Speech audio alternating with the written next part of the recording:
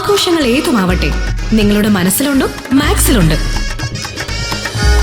Max wedding centre, ഒരു നാടിന്റെ വസ്ത്രസങ്കല്പങ്ങളുടെ പരിപൂർണത.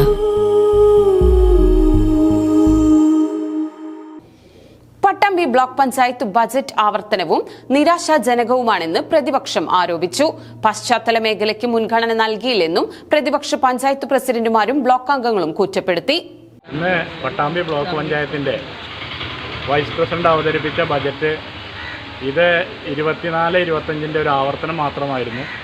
മാത്രമല്ല, നമ്മുടെ പശ്ചാത്തല മേഖലയിൽ ഗ്രാമപഞ്ചായത്തുകൾക്ക് ഊർജ്ജം നൽകേണ്ടത് ബ്ലോക്ക് പഞ്ചായത്താണ്. അപ്പോൾ അതിനാവശ്യമായ പ്രത്യേകിച്ച് ജലജീവൻ മിഷൻ നടപ്പാക്കിയതിൻ്റെ ഭാഗമായി നിരവധി റോഡുകളുടെ തകർച്ചയുണ്ട്. അപ്പോൾ അതിനൊരു മുൻഗണന നൽകേണ്ടതായിരുന്നു.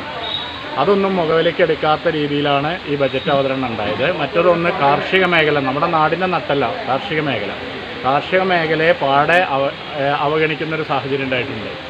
ഭാരതപ്പുഴ സംരക്ഷണവുമായി ബന്ധപ്പെട്ട് നമ്മുടെ എല്ലാ പഞ്ചായത്തുകളെയും സംയോജിപ്പിച്ചുകൊണ്ട് നിരവധി പദ്ധതികൾ സംസ്ഥാന സർക്കാരും ഒക്കെ നടപ്പാക്കുമ്പോൾ അതിനെ ബ്ലോക്ക് പഞ്ചായത്ത് മുഖം തിരിഞ്ഞേക്കുന്ന ഒരു സാഹചര്യം ഉണ്ടായിട്ടുണ്ട്.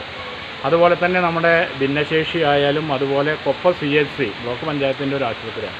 അപ്പോൾ അത് വലിയ ഒരുപാട് ആളുകൾക്ക് രോഗികൾക്ക് ആശ്രയമായ ഒരു കേന്ദ്രമാണ്. അതിൻ്റെ ഒരു മുന്നോക്കത്തിനുള്ള യാതൊരു ഇടപെടലും ഈ ബജറ്റിൽ കാണാനില്ല.